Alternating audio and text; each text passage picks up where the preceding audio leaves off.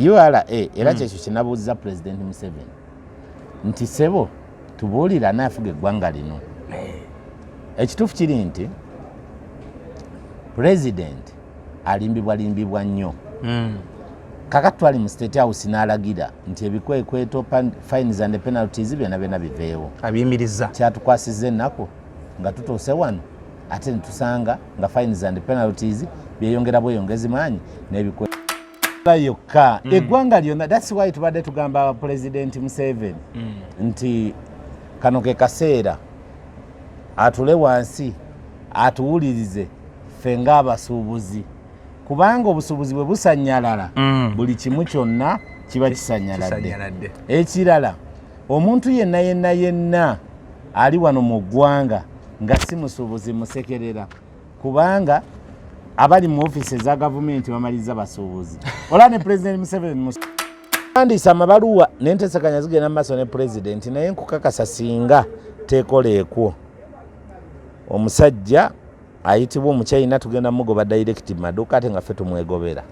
Mugenda kwekolera enforcement. Nkubuulidde. Mutuuse okukola mob justice. Nkubuulidde. Mugenda okuyiwa. Kubanga nze ngamba investor yalibadde n'ekyenkizo kiriwa. Yalireese pamba n'akola essaati eno.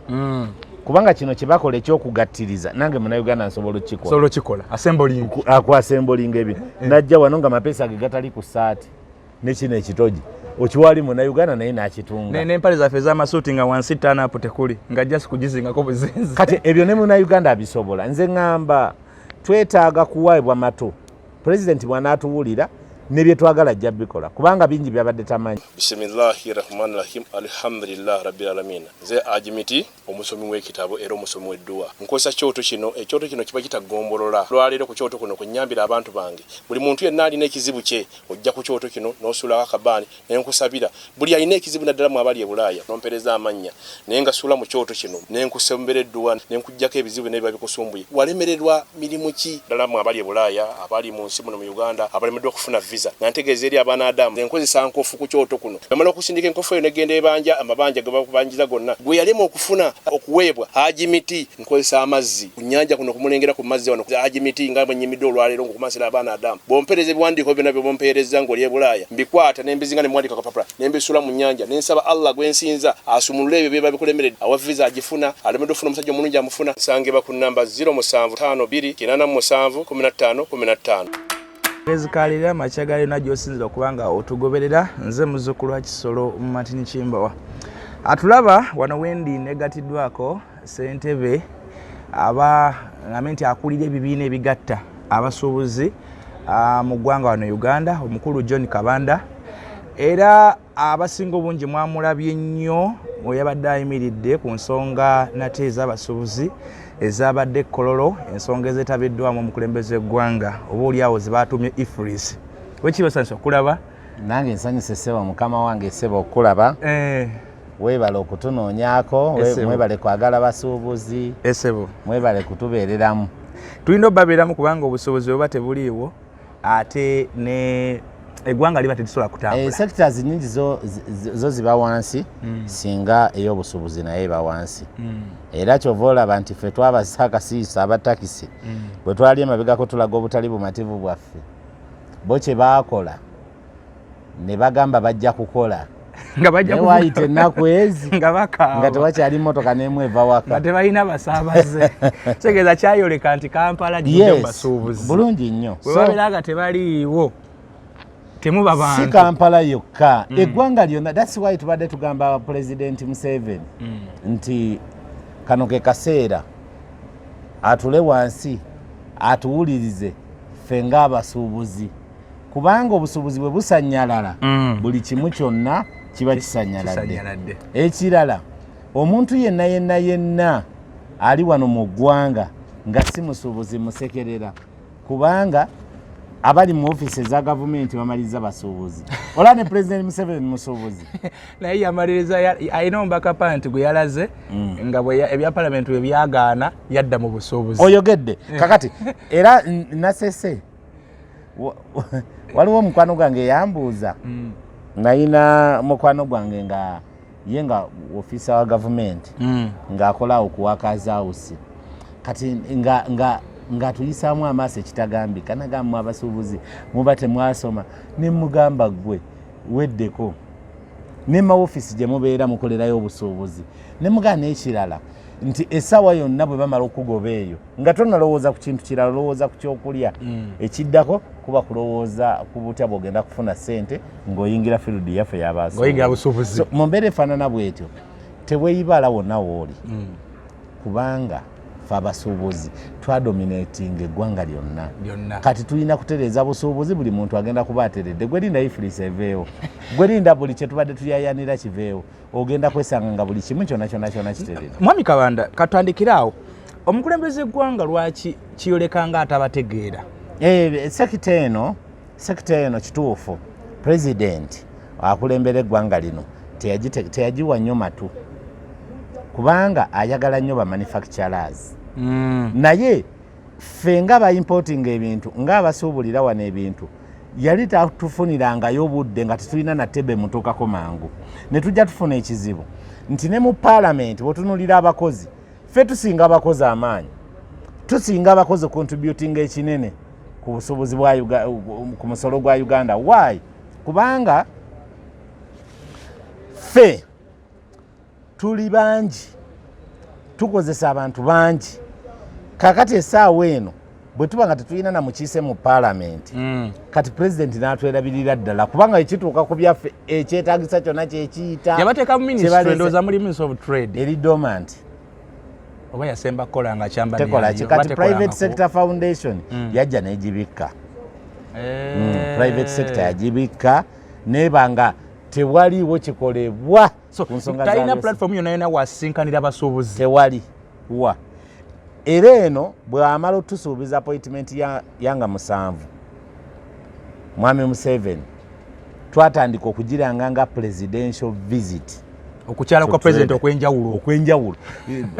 okwenjawulo abamu twagituma mega tekibangawo president okusuulayo omwoyo n'agamba ngenda ku meeting abasuubuzi naye nga tumwebaza olw'okuba yakkiriza n'atumiitinga we as leaders ate n'amala n'amiitinga n'abasuubuzi bonna okutwaliza awamu eggwanga lyonna kati tuddamu okukoowoola abasuubuzi era ekkololo nti bagenda kubaayo mu bungi ng'ennaku z'omwezi ameka 20 addamu sinkana abasuubuzi bonna oba bakulembeze agenda ku miitinga abasuubuzi ffenna agenda ku miitinga abasuubuzi ffenna sebo kiki ekiviirako okay mbadde ekyali ku kiri oŋŋambye nti ate mwina babategeere oba oli abateekawo platform tulaba minisita Evelyn Anite ng'oluusi atwala aba investors n'abalala tebagwamu busuubuzi fake investors kubanga nze ngamba investor yalibadde n'ekyenkizo kiriwa yalireese pamba n'akola essaati eno kubanga kino kye bakola ekyokugattiriza nange Munnayuganda nsobola okukikola assembling ebyo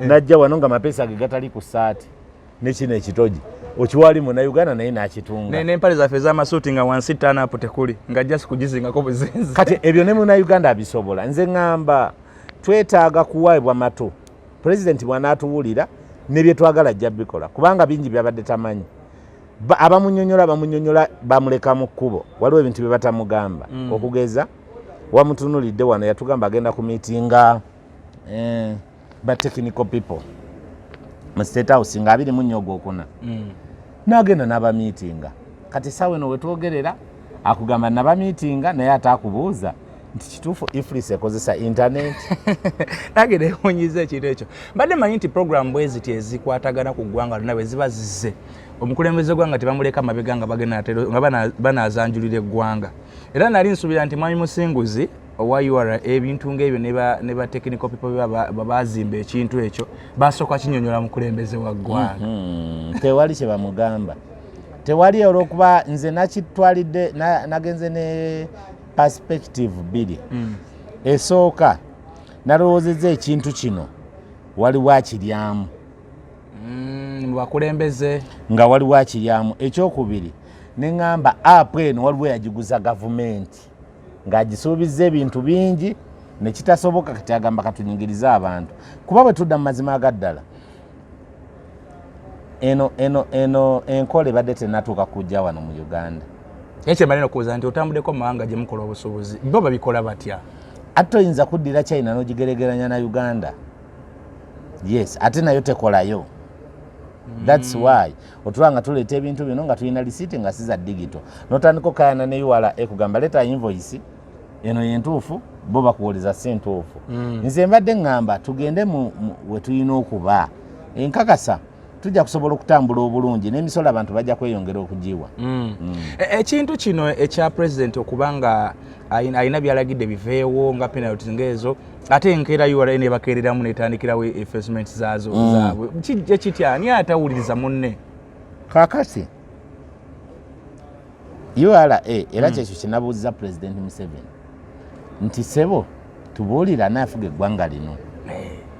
Ekituufu kiri nti President alimbibwa nnyo. Kakati twali mu State House n'alagira nti ebikwekweto fines and penalties byonna biveewo. Abiyimiriza. Kyatukwasizza ennaku nga tutuuse wano ate netusanga nga fines and penalties byeyongera bweyongezi maanyi n'ebikwekweto. Mu mbeera efaanana bwetyo President tumuleke akola ebibye. Abo abasajja bamuveeko eno mbakakasa nti eno state gundi gye mwaleeta wano app eno ya IFRIS tejja kusobola kukola mirimu. Bintu mu bitunuulire n'obwe teri applicable mu Uganda esobola okukola naye si mu Uganda. Si mu Uganda esobola okukola naye si wano tulina challenges nyingi nnyo affecting traders tukyalina okusooka okusolovinga. Tukyalina chain of distribution yafa nti omukyalina akola ebintu ennamanve n'abitambuza dduuka ku dduuka okwetolola eggwanga kyali kibaddewa emirimu mingi ne gifa. Omutembeyi wali badde okkiriza mu Uganda so si mu China eyakugamba nti yazze wano nga investor nga azze kusiga mu ggwanga ssente ate n'amaliriza nga akatono ke tubadde tulina naye akatuta kamazeewo. President yabaganya okusobola ebweru yagaye mu concentrating wano. Ekyo kituufu yakyogedde tulekerawo okusobola ebweru tuconsulting wano era n'ayogera n'ekirala n'agamba tuli basasi. Omuntu asaka omumanyi nakulya mu kyalo wagendanga w'omuntu n'alima emmere n'ovaayo n'ettooke. Naye njagala oyogera amazima nga tonnimba. Abantu abo abaasakanga bayimiridde batya essaawa zino mu byenfuna? Abaasakanga tebabanga bulungi. Naye kati essaawa zino bali ki? Kubanga nze muzeeyi wange yasakako naye essaawa zino yenna nnyini kyalo kyonna. Kakati n'omulala ajja kugamba bw'atyo abantu batandikira wansi ne bajja nga bakula. Kyenalaba embeera nina maama wange Hajati bw'omuwalana mba nkuwalana. Maama wange oyo yaŋŋamba abantu beerabira nnyo obulamu obulungi obulamu obubi bwe babaddemu emabega. N'agamba abantu abasinga okwerabira bali babiri. Asooka ye muntu eyabulwa omwana Katonda n'amumuwa bw'amala omuzaala yeerabira nti omwana yali abuze. Owookubiri ye muntu yali abaddeko omwavu n'agaggawala. Tajjukira nti yaliko omwavu. Abo babiri beerabira nnyo naye ng'ekituufu kiri nti President yeerabira embeera y'obwavu. Tosobola kugamba nti essaawa eno ogobaganya omusasi akole ki nga talina wajja kyakulya. Nabyageraageranya ku saati eye gye yabadde ayambadde simanyi egula yagambye $5 bw'ebeere ekoleddwa wano naleka yaddamu akanya. Naye embeera eno y'okugenda ebweru ey'okusaka n'oleeta wano n'ono akoledde wano mwenga mu abasuubuzi mulaba ki ekisinga okukola? Ekyokugenda ebweru omuntu n'osuubula eyo President tasobola kukijja Uganda wano kubanga amawanga gonna okwetoloola ensi gonna gasuubula ebweru waago. Obeera China ku factory container ne zijja 6 n'obabuuza zino zivaawa ne bagambe neva Bangkok zino 5 ziva mu America nga America esingamu factories naye nga nabo babasuubulako ebintu ebibafuluma ebirala ne babijja China ne babiyingiza. Kati mu mbeera efaanana bwetyo tosobola kujjawo competition wabula kyokola oteekawo omuwaatwa ng'omuntu akolera wano aba ne benefits nnyingi okusinga oli atakolerawo. Tutunulire embeera ya ekyennyini kyembaddeko tutunulire embeera y'okusuubula nga ebintu biva bweru ne bijja wano ne bino ebya wano. President alaba nti ebintu emuyingiza ebweru emubikola obusuubuzi obuva ebweru ne mujja wano ne mutunda tekuli musolo. Olaba ng'omusolo oguvaako mutono compared ku gwa wano. Mmwe ng'abali mu business akoledde wano yawa omusolo omutono oba aleese yawa omusolo omutono?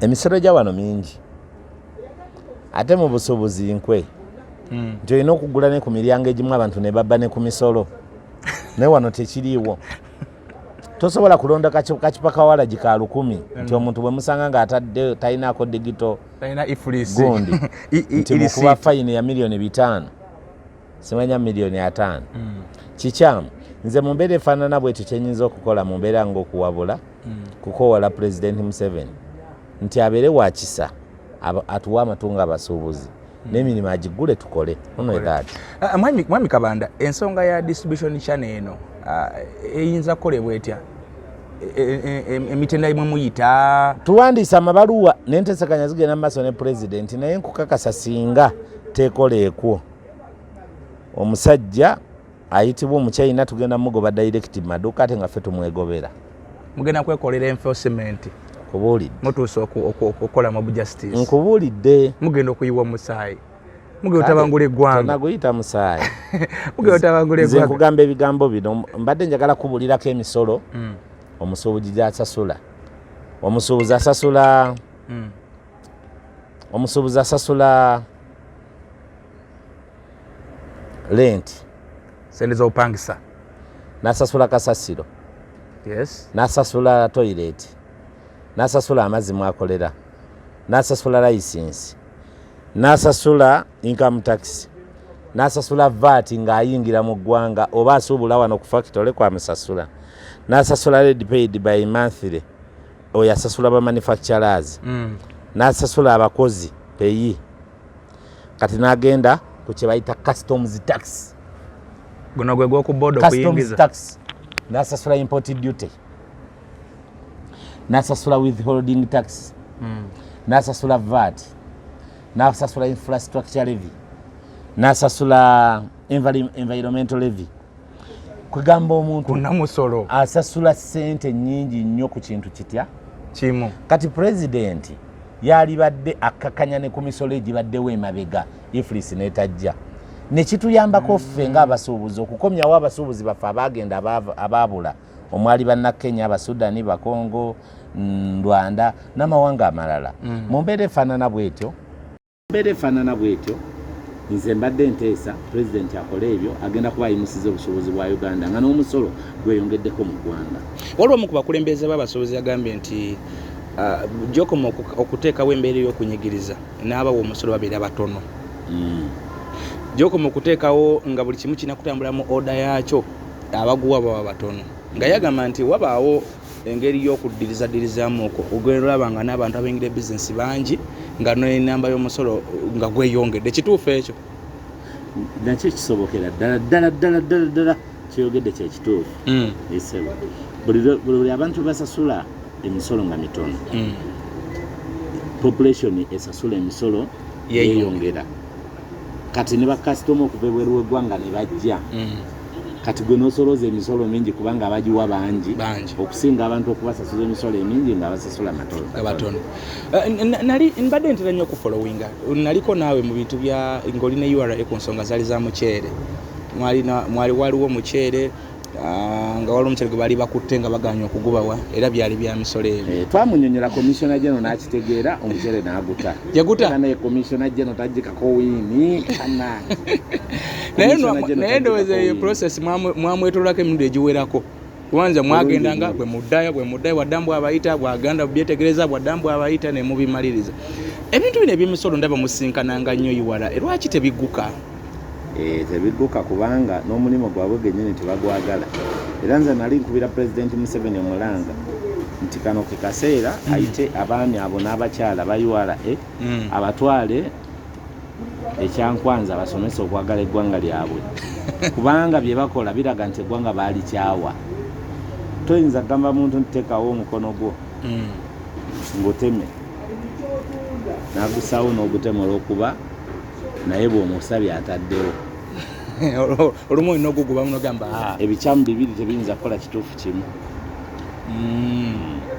so newe mubasinkana basajja bato oluusi tebaba nakyakusalawo oluusi ekyokusalawo baba nabakina naye nga si bwe basembayo ekyokusalawo baba bakiina naye balina ebintu bibiri ebiseera ebisinga basobola okuba nga tebalina kyakusalawo oba okubanga bakiina ekyokusalawo naye nga balina emitima emibi nze bigenda mu maaso siyinza kubiwunzikira ku sayidi emu naye mbiwunzika ngamba nti n'emitima emibi mwegiri ku bino ebigenda mu maaso mulimu abatagaliza oki bayogerako ku bakulembeze baffe aba bagamba ateeka ndala abaka palamenti then ne baministers bantamye nnyo saagala na kubalaba kubanga bannanga abasajja abo ate abasajja abo ba MPs babi nnyo kubanga amateeka gagenda mu palamenti nga gagenze gakosa omuntu we molova amazima n'agaana okubako nekyayogera gwagenda nkyo okujja osabamu akalulu webale nnyo ate gwategekera amateeka agamunyigiriza anti bagamba bannayuganda tebali so balowooza babeera tebabalaba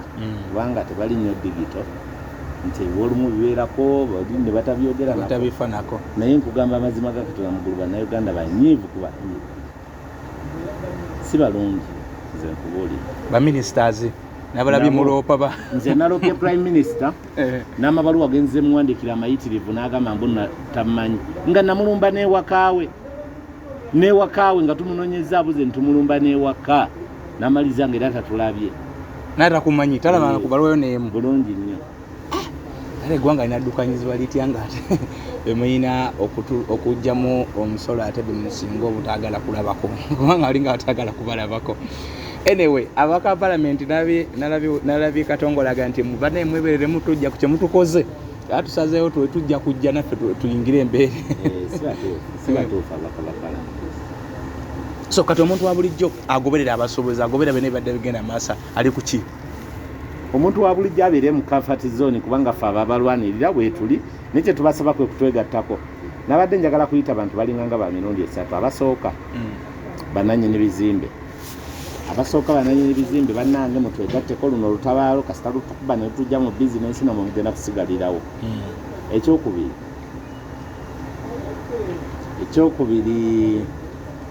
abantu abokubiri abataxi nti nabo batwegattemu mu lutabaalo luno okubanga abataxi n'abasecurity bonna nga mbayita beegatte wamu abo kubanga mu taxi mujjudde bambega kakati bajje tutambulire wamu tusobole okugusa olutabaalo luno kubanga we tutali nabo tebaliiwo abo tebakola abookuna be bannansi mwenna mukakkane mujje tutambulire wamu tusobole okugusa olutabaalo luno bwe mutali naffe tetuliiwo kati pulobulemu eriwo nti bakuteekako omusolo nga beetaaga omusolo okuva mu ggwe ate ne bakuteekako obukokkirizo bungi nnyo ekitenkanika nga balinga abagamba nti newoba oguwadde newoba toguwadde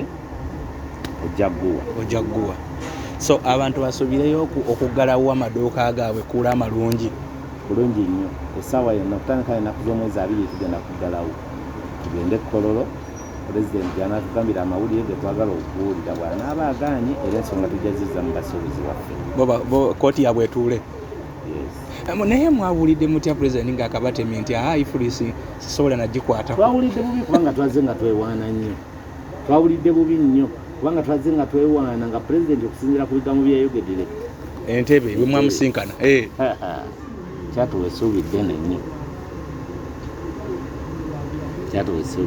n'akabatemye nti babuulire ifulisi oba yamasannyalaze oba ya data yaki ekyaliwo so banaye embeera y'abasuubuzi mwadde mugifolowinga mbadde mugiraba ebbanga lyonna ate abasuubuzi batambuza eggwanga naye nakiraba juzi wemweggalawo sewo yali wiiki emu naye ng'oyita mu kibuga ogamba tuli mu public holiday ng'oyita mu kibuga ng'otambula bwoti tolina nono jamu ono traffic jamu ono w'abantu ono nga tomulaba namulaba nga tolina ate n'entambula zonna tuzisiba kubanga batambuza abasuubuzi owekitiibwa waliwo ekintu kino njagala kukitegeera olwo ebbaluwa gye bayita simanyi oba ivokoleta pivoko mpulira bajyogerako nnyo nayo yabulabe eriko ssente nyingi ezigendako naye ng'ate mwe temugifunamu abali mu mulimu twabawabula ddala ntubagamba nti omuntu yenayina ng'asuubulira wano ng'aleeta bintu bweru kubijja wano bw'abanga yajjeeyo n'abireeta kiba kitegeeza nti newe bimugamba bintu ebyo bizzeeyo tebirina pivokoleeta oba tomuyambye kati nga tubasaba ensonga ya pivoko eveewo ne pulezidenti yagijjawo dda naye situmanyi lwaki eremeddewo toyinza kutikka bintu China nga buli omu abireese muntu we n'ogamba mbu genda ononere pivoko kati jukira abantu batika mwaga buli muntu atekako obuntu buto kati abo people ko ogenda gye bagabanyiza otya kitu tangazaamu kano tumalirize na kino awaliwo oli agambe nti akati mwami Kabanda tategerekeka namulabako mu kuteeka ebivulu namulabako mu promoters namulabako mu omukyere namulabako mu basuubuze wowe nyini wagwe watuufu ogutali musango nze ndi muna Uganda ate ndi musajja musuubuzi super nno ate nze ngwanidde n'okulembera abasuubuzi kubanga buli sekita njimanyi suubudde engoye suubula ngatto nkoze ebintu bingi ne factory njikoze president gyayogerako kyova olaba mmanyi obinnyonnyola kubanga ndi victim kakati oyo atayagala kungoberera tangoberera naye nga nkakasa nti angoberedde ajja kufuna ekyo kyayayanira kati nze ndi musajja musuubuzi nsuubulidde ebbanga okuviira ddala mu 2010 obwo bwe busuubuzi obwa serious naye nabutandika nina mu P7 so mu mbeera efaanana bwetyo nze nkubira abasuubuzi baffe Mulanga nti nze ndi musuubuzi awedde emirimu nammwe mumanyi kati gwe bujja nogamba omuntu nti si musuubuzi ate neyibawe anagamba ki so byebyo kale ye mwami John Kabanda sajja yabadde voko nnyo mu nsonga z'okulwanirira omusuubuzi era president bamuwadde obudde y'omu ku bantu bawadde obudde ne ku luli era y'omu ku bantu bawadde obudde ndowooza ensonga annyonnyolera ddala kubanga azitegera bagamba nti obuuza ebyomu nnyanja bibuuze muvubi kati ono ye muntu omutuufu okunnyonnyola ebintu by'abasuubuzi era tweyanze geseba akadde kootwadde n'abasuubuzi kabakwebaza omubiri gwoyiyeewo balaba mbayitako eyo nga banneebaza bambi mwebali nnyo nammwe mwebalire ddala bannamawulire akuba ate wabateesizaamu awo nagambye mukati ngenda ku medical check up era gye ŋŋendako amazzi gebakwaleka atewanga n'omukulembeze ali awo tebayinza kukulunga ani yagakuwadde kisanja musajja wammwe musajja waffe era katugezeko okukyetegereza nva ku medical check up kakasa bajja kumpaliriza